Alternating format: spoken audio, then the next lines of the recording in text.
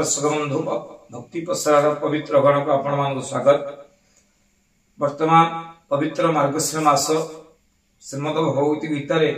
श्रीकृष्ण भगवान मार्गशीर मास श्रेष्ठ मास मास भितर मार्गशीर मास सी पवित्र मार्गशीर मास घरे घरे प्रत्येक घरे महालक्ष्मी पूजा अर्चना करा जाए। यह संपर्क में आसतु आज आलोचना करवा आम से आलोचनार प्रसंग जो लक्ष्मी पुराण जहाँ को बलराम दास लिखिं तेणु टीका माध्यम कौन शिक्षा देते संसार को समाज को जहाँपाई भगवान को मध्य भिक्षा मांगे पड़ता यार कारण कौन। जय मां महालक्ष्मी। जुगे जुगे जेतबेले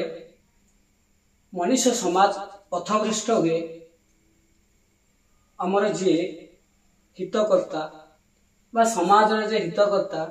बा समाज को बहुत समय बंचे रखापी एक सुस्थ समाज तैयारी करने विभिन्न समय साधु सन्त विभिन्न टीका आकार गीत आकार हो कि मालिका आकार हो आमको सत्शिक्षा देवाई बा आमको गोटे सुस्थ परिवेश सुस्थ हो रही विभिन्न शास्त्र पंचशाखा भितर सन्थ बलराम होती एक अन्यतम सी यही लक्ष्मी पुराण विषयटी को लिखिं जहाँ प्रति घरे आमर प्रचलित। वर्तमान तुम ओडिशार जेकोसी घर को जाओ कौ बही पाओ बा न पाओ किंतु लक्ष्मी पुराण टी पाइब थोड़े कारण मार्गशीर मासरे प्रति घरे लक्ष्मी पुराण बहीटे पढ़ा आ प्रत्येक लोक चंडाल ब्राह्मण पर्यंत समस्ते लक्ष्मी पुराण को पालन कर विधि मुताबक जहाँ पाखे जी अच्छी से समस्ते कर टीवी हो रेडियो हो बा विभिन्न जंत्रपाति जो प्रत्येक थे देख मार्गशीर मास प्रति घरे घरे बाजुथ बलराम दास यहाँ माने गुड़ाए तो शास्त्र अच्छी कौ शास्त्र एत प्रचारित नुह ओडिशा विशेष कर किंतु लक्ष्मी पुराण जी प्रचारित यहाँ को आम जब कौन व्यासकृत पुराण देखा कि शास्त्र देखा कौन यार प्रमाण किसी मिले ना जहाँ भी मुझे जानी जिते लोक पचारि या कौन प्रमाण अच्छे शुणते कौन प्रमाण नहीं यहाँ हूँ बलराम दास गोटे टीका जहाँ से लिखी से कौन ये लिखिले ना जिते बड़े समाज रे किसी संप्रदाय को तुच्छ मना करागला बा किसी उच्च स्तरीय लोक नीच स्तर लोक को छोट मना कले आ समाज असंतुलित है। समाज असंतुलित कौन है ना बड़ बड़ लोक मैंने जो मैंने श्रेष्ठ पदर लोक अच्छा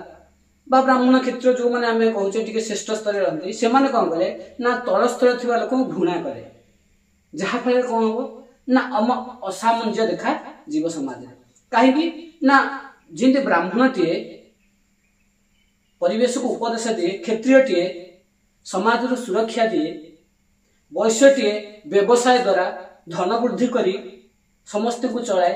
से भाई शूद्र कौन करे ना सेवा करी कौन ये समस्त जिनस को शुद्धता रखे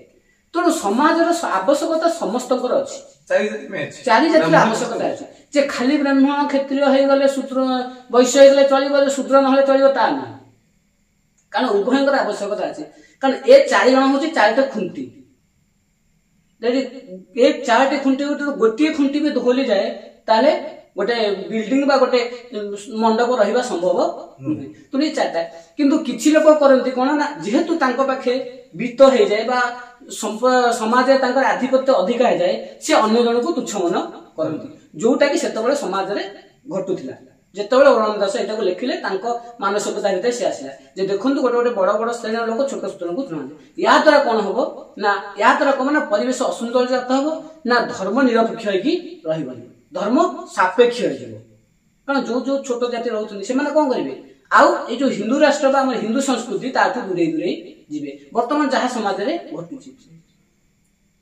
आम कि लोक धर्म को एत जोर धरिक रखीचे जे आम मान्यता को एत जोर मानि देचे जे छोट लोक सम्मान देने जहाँफल से धर्म चेंज करी कि मुसलमान को पढ़ाऊँ कि ख्रीस्टियान को पढ़ाऊँ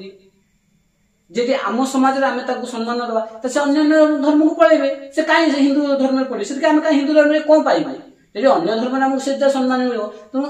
ए धर्म रही जहाँफल कम ना सनातन धर्म बा हिंदू धर्म आस्ते आस्ते लोक कमी कमिजे लोक कमिगला प्राधान्यता कमिज जहाँफल कम हम आम दुर्बल हो पड़ा ए जिनस को बलराम दास से भी चिंता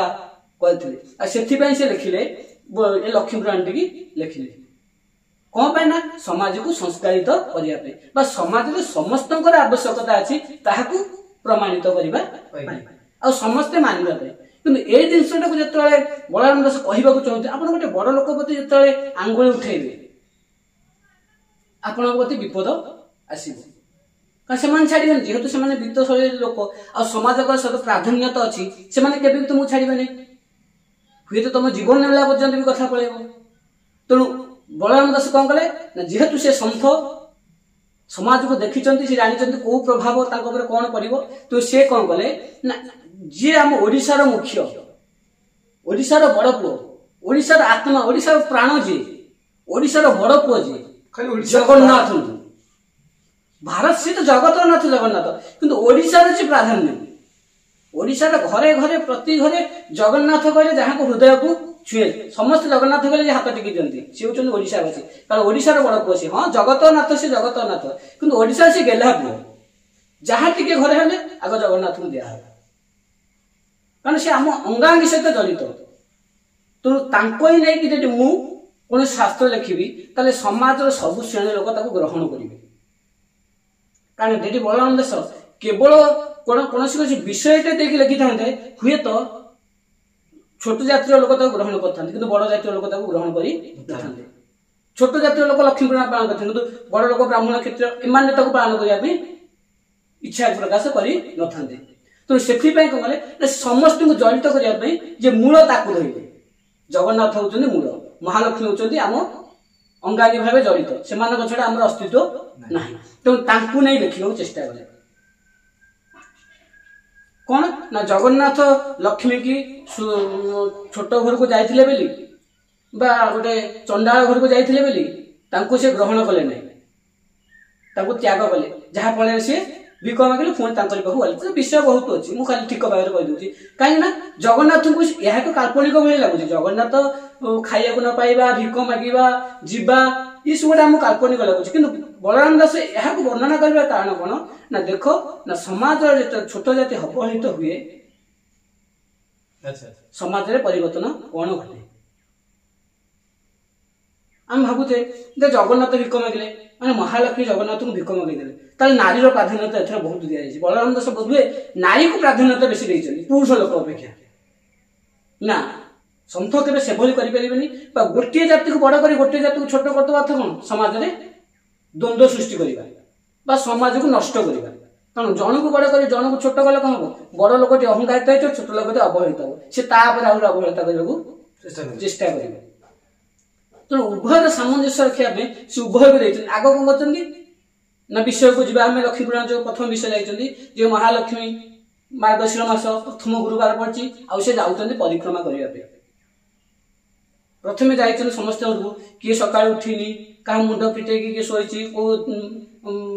लोक नमस्कार की सोइछन्ती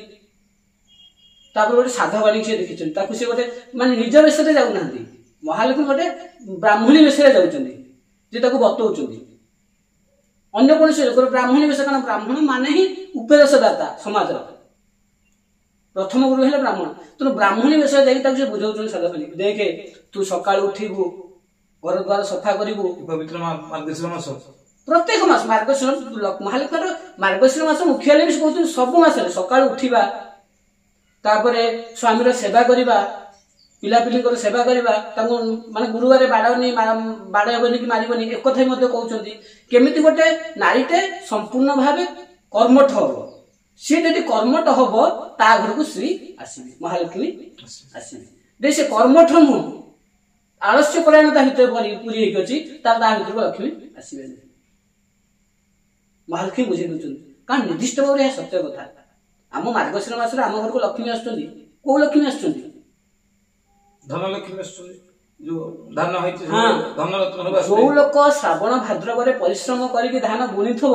ता घर को मार्गशीर मास लक्ष्मी आस